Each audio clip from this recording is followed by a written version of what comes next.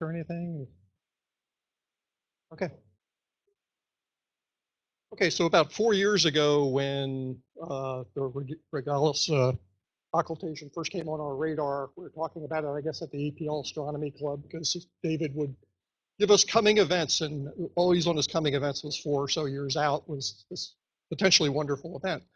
Uh, I had this vision in my mind that I would go back to my old hometown in the Catskills, which was right in the middle of the path, and I would stay with some old friends, and I'd run one station and have a couple of beers with my friends, and we'd all watch the star blink out.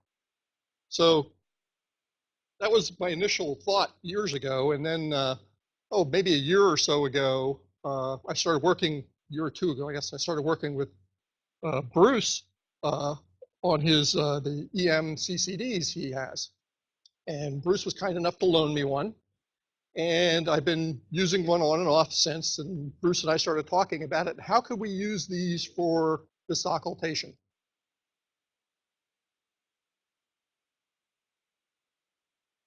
So go on to the next slide when you're ready. Oh, that won't work. I can't talk to software. Anyway, people were talking about two things, two interesting possibilities with this event. One was uh, Regulus being a big star. You know, can we measure the drop in the light curve? And I have it on a memory stick if that would help.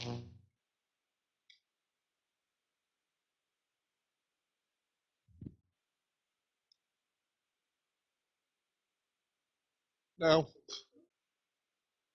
I can't talk to that one either.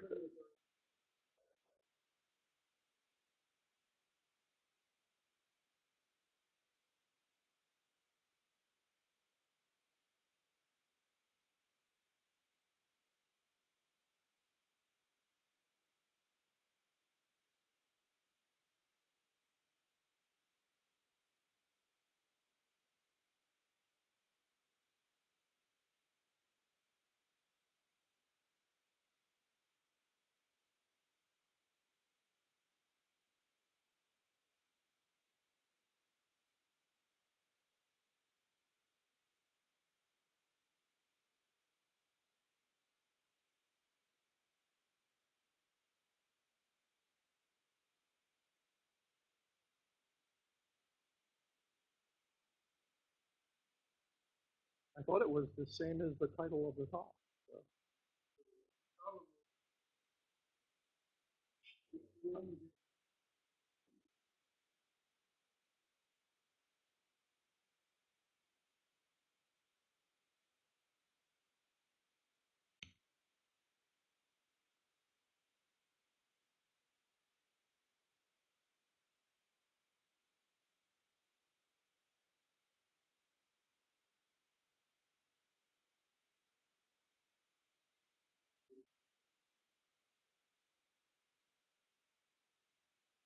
There you go, high-speed observing. No, that's not it.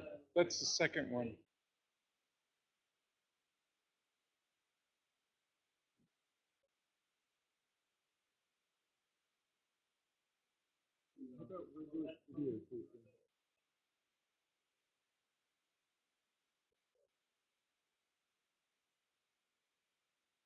Nope.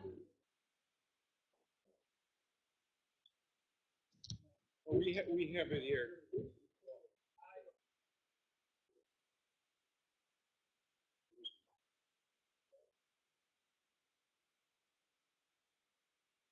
Is there a number in front of it?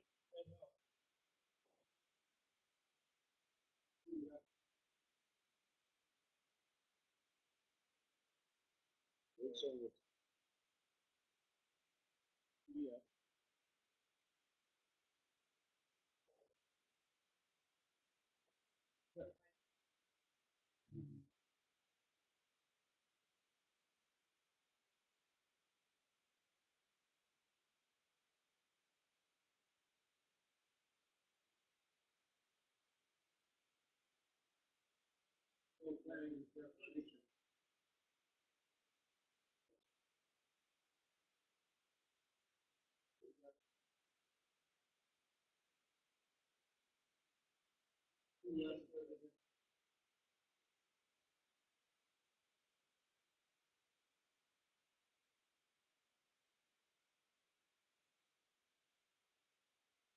Should be like an Iota meeting folder.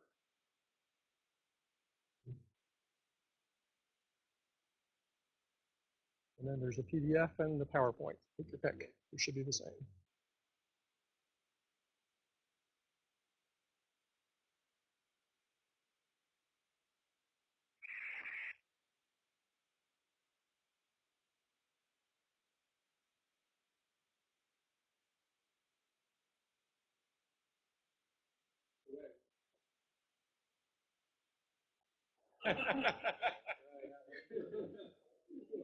We kept our data secret till today.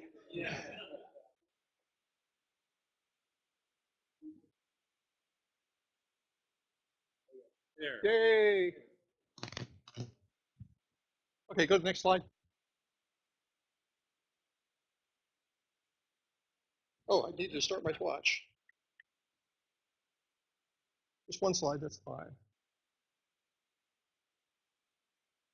Okay, so we talked about trying to detect the white dwarf, and we talked about measuring the angular size, and we thought we would use Bruce's EM-CCDs. Do people know what an EM-CCD is? Electron multiplication CCD? Okay. And we were also going to do just a regular video cord. So no matter what, we thought we'd have success if it was clear. Next slide, please. Okay, so observing the location. So initially, we thought we would send our little group to a couple of different locations and try to get multiple cords doing this.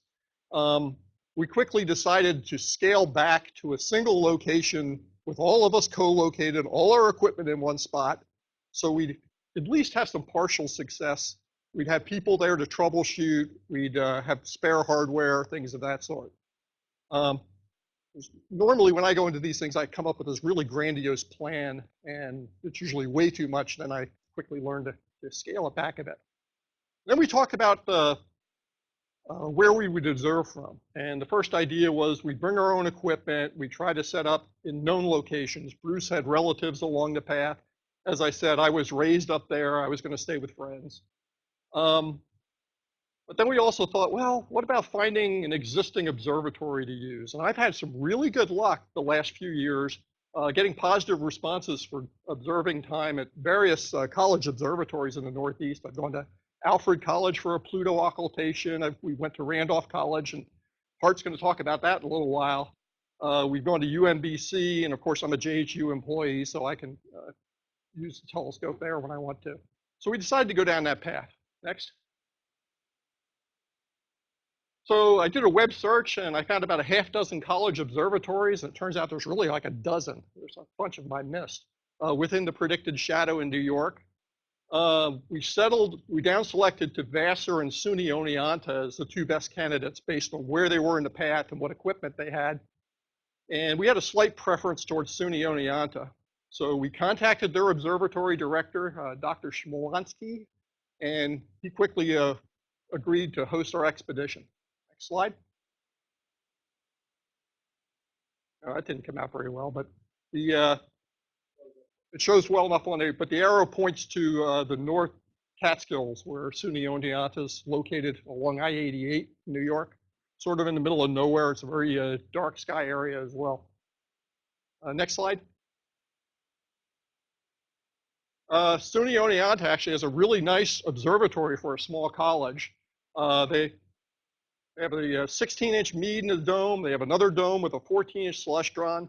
They have a 1-meter portable Newtonian that they keep in a barn and wheel out. And then they have probably 4 or 5 smaller roll-offs that they have other telescopes in. So we plan to use the first 3 of those. Once it was determined that the 1 meter could be wheeled out of its barn, they had a problem with the barn door and also a lot of snow on the ground this year up in the Catskills. And we were also planning to bring Bruce's 12-inch SCT just as a spare and an extra EM-CCD to go on that. Next slide. For cameras, Bruce has a number of EM CCDs that he's mostly purchased used on places like eBay. We're planning to use 2 photometric Cascades 512s, which are 512 squared, 16 micron pixels, and they can be read out in region of interest bin mode at about 200 hertz. And he also has a Cascade 128 that can be read out much faster, around 3,000 hertz. And these cameras have adapters to go on a standard 2-inch eyepiece mount that he had manufactured, and they're not easily adapted to our typical focal reducers like the Meade 0.33, for example. Next slide.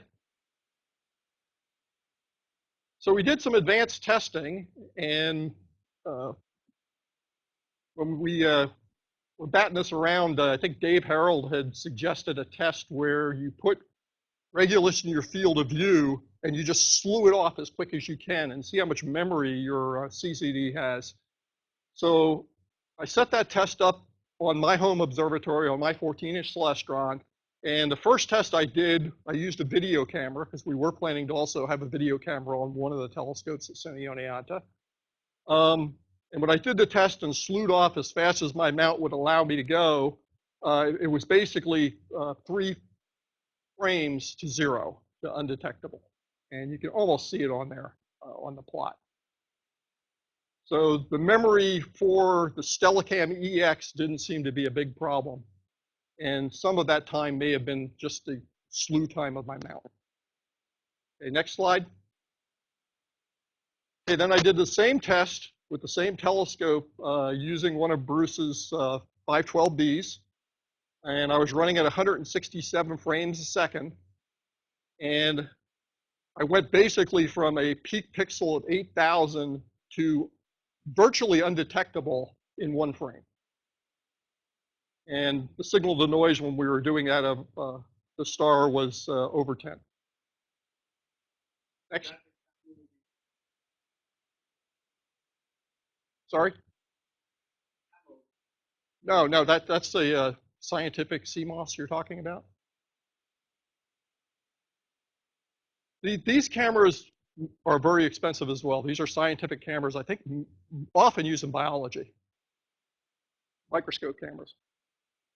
So during the advanced testing, we found that the various free software packages we were using to run these cameras, even though the camera could run at 200 hertz, the software would only drive them at about 90 hertz. We really wanted to get up to around 200 for the shape measurement. So in the end, Dylan ended up writing his own software package that does work at 200 hertz, and he's going to talk about that later today. Next. Okay, so Bruce went through and did some calculations of predicted signal to noise for the 512s. He thought we would use a small amount of EM gain, like about 25, and reduce the read noise of the system to about an electron. At 100 frames a second, he was predicting 8 million photoelectrons generated before multiplication. So we'd end up having to spread that out over about a 50 pixel diameter in order to not saturate. And he was predicting a signal noise of about 6, almost entirely caused by scintillation. So if we were looking for a 13th magnitude star, he thought we would get to about a signal to noise of 2, dominated by read noise. We had also considered, instead of using EM gain that way, we'd also talked about, can we crank up the EM gain once the star faded out? But we decided that probably wasn't the best option. Next. Okay, so the event planning sort of spiraled as well. The SUNY Oneonta people became very enthusiastic about this. Our host was going to have this department head come. They were going to have students come. There was an observatory in Albany who wanted to come, so they were sending their entire group down on, I don't know, on a bus or a van or something of that sort. They were going to have a planetarium show. But the good thing was we were going to have students observing and assisting in our observations. And that part I'm very enthusiastic about. We did have 2 or 3 telecons in advance to discuss what we were going to do. I ended up writing a data collection plan. I'm an engineer, that's what I do. Next slide. And for me, this was a very brief plan. It was only 2 pages. But if you want to look at that, that's actually reproduced in the slides a little more legibly than this. Next. Okay, so as everybody knows, the weather sucked. And but we knew several days out it looked virtually hopeless, you know, a couple of days out. We had another telecon, I guess 24 hours in advance, and at that time we tentatively canceled our plans. We had people, Hart and the other Randolph people were driving from Lynchburg, Virginia. That's about a 10-hour drive from them to Oneonta. For me, it's like a 6-hour drive, and for Bruce, it was like a 4-hour drive. So people taking off work and all, we decided, missing classes, we decided to bag it at that point. But Bruce and Dylan decided they were going to go anyway. They're gamers. I got to give them credit for that. So they went up there. They saw some sucker holes. They got their hopes up for a little while, but it didn't pan out in the end. But the other fun thing was when they got there, they found out that the, I guess, gravel drive to the observatory was too muddy to drive up because of the long winter and, you know, the snow still melting up there and all. So they ended up setting up in their hotel parking lot with their own telescope. Next.